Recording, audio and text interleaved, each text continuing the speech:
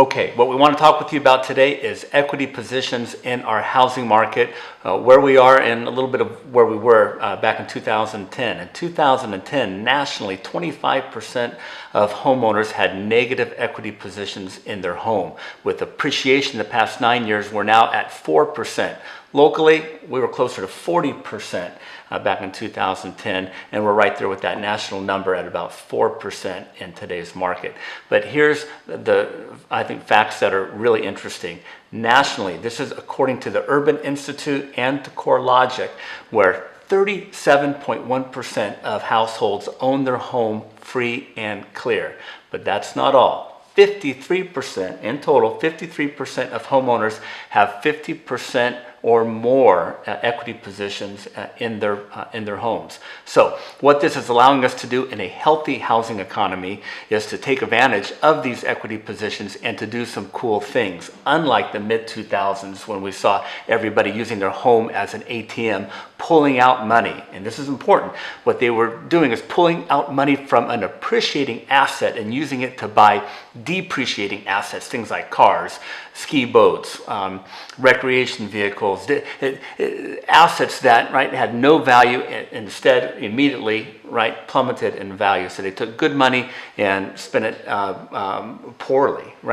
In the economy that we have right now with equity positions, we're seeing homeowners do the right thing with equity and refinancing their properties and getting into low long-term mortgages, closer to 3.5%.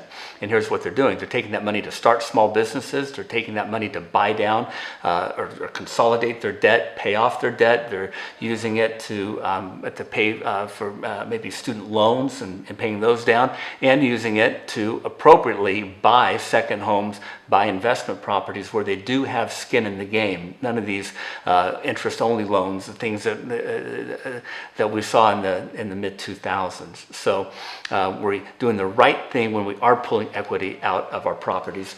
And I got another thought here for you. This is a big one. 2009 was really the trough of our housing market with prices. But nationally, we talk, usually they say 2011.